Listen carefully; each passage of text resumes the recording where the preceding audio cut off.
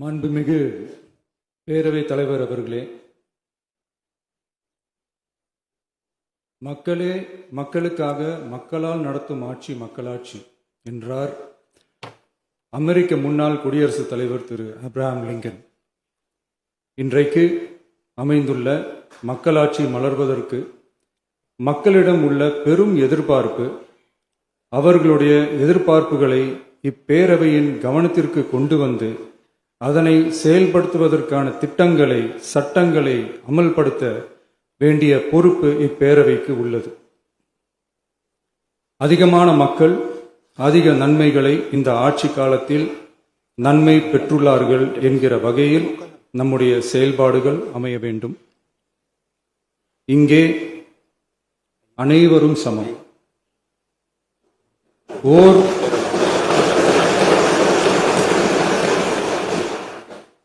ஓர் உறுப்பினரை கொண்ட கட்சிகள் இங்கே இடம் பெற்றிருந்தாலும் அவர்களுடைய கருத்துகளுக்கும் அதிக எண்ணிக்கை பெற்ற தமிழக வெற்றிக் கழக உறுப்பினர்கள் தெரிவிக்கும் கருத்துகளுக்கும் சமமாகவே மதிப்பளிக்கப்பட்டு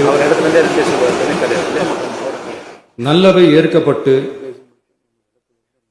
அல்லவை நிராகரிக்கப்பட்டு ஜனநாயகத்தின் இதயமாகவும் மூளையாகவும் இப்பேரவை செயல்பட வேண்டும். அதற்குரிய வகையில் பெருமை வாய்ந்த வரலாற்று சிறப்பு கொண்ட இப்பேரவையை நடத்தி செல்லும் பண்பை பெற்றுள்ளவரையே தமிழக வெற்றிக் கழகம் முன்மொழிந்து தாங்கள் இன்றைக்கு இந்த ஆசனத்தில் அமர்ந்துள்ளீர்கள். மாண்புமிகு பேரவைத் தலைவர் அவர்களே, தாங்கள் பேரவைத் தலைவராக ஒருமனதாக தேர்ந்தெடுக்கப்பட்டுள்ளீர்கள். தங்களை இந்த ஆசனத்தில் மாண்புமிகு பேரவை முன்னவரும் எதிர்க்கட்சி தலைவரும் தங்களுடைய கரங்களை பிடித்து அழைத்து சென்று அமர வைத்தார்கள். இந்த சம்பிரதாயம் எப்படி வந்தது என்று சொன்னால் சுவாரஸ்யமாக இருக்கும். பெரிய வரலாறு சம்பவத்தில் உள்ளது.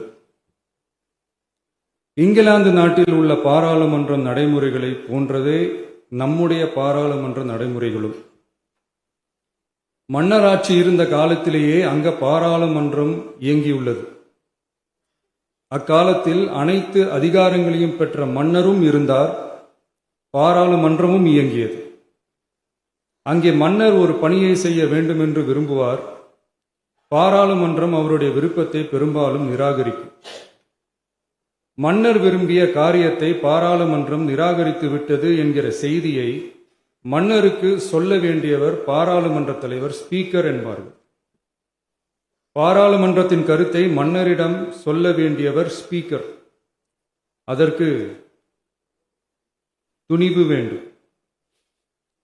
சில பணிகளை செய்வதற்குத்தான் பாராளுமன்றத்தின் அனுமதி வேண்டுமே தவிர அந்த ராஜ்யத்தில் உள்ள எந்த பிரஜைக்கும் மரண தண்டனை விதிக்கும் அதிகாரம் மன்னருக்கு உண்டு. தான் விரும்பியதை பாராளுமன்றம் நிராகரித்து விட்டது என்று சொல்லும் ஸ்பீக்கருக்கு மரண தண்டனை விதிக்கும்படி ஆணையிடுவார். தலையை வெட்டி விடுங்கள் என்று ஆணையிடுவார்கள். இது பலமுறை நடந்ததால் யாருமே இந்த ஸ்பீக்கர் பதவிக்கு வர விரும்ப மாட்டார்கள். எனவே புதிதாக பாராளுமன்றம் அமையும் போது ஸ்பீக்கர் பதவிக்கு ஒருவர் அறிவிக்கப்பட்டவுடன் அவர் உடனே தலை தப்பித்தால் போதும் என்று ஓட்டம் பிடிப்பார். அணை முன்னவரும் எதிர்க்கட்சி தலைவரும் அவரை தடுத்து நிறுத்தி அவர் கைகளை பிடித்து இழுத்து வந்து ஆசனத்தில் அமர வைப்பார்கள். இதுதான் அந்த காலத்தில் இருந்து வந்த மரபு. ஜனநாயக முறை ஏற்பட்ட பிறகும் இம்மரபு தொடர்கிறது. நிச்சயமாக தமிழக வெற்றிக் கழக உறுப்பினர்கள் அனைவருமே உங்களுக்கு உதவிகரமாகவே இருப்பார்கள் என்கிற வாக்குறுதியை இந்நேரத்தில் அளிக்க விரும்புகிறேன். பேரவையின் மாண்பையும் கண்ணியத்தையும் பேரவை உறுப்பினர்களின் கண்ணியத்தையும் காக்க வேண்டிய பொறுப்பை உங்களிடத்தில் ஒப்படைத்திருக்கிறார்கள். தற்காலிக பேரவைத் தலைவர் பொறுப்பில் மிக சிறப்பாக பணியாற்றிய நம்முடைய உறுப்பினர் திரு மூவி கருப்பையா அவர்களை சந்திக்க நேற்றுக்கு சென்றிருந்தேன்.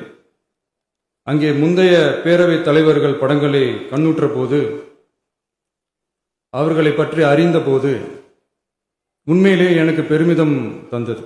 ஏனென்றால் எடுத்துக்காட்டாக விளங்கும் திரு ஜே சிவ சண்முகம் பிள்ளை, டாக்டர் யு கிருஷ்ணராவ், திரு எஸ் செல்லப்பாண்டியன் அவர்களுடைய வரிசையில் மிக சரியான ஒருவரையே நாம் முன்மொழிந்துள்ளோம் என பெருமை அடைந்தேன்.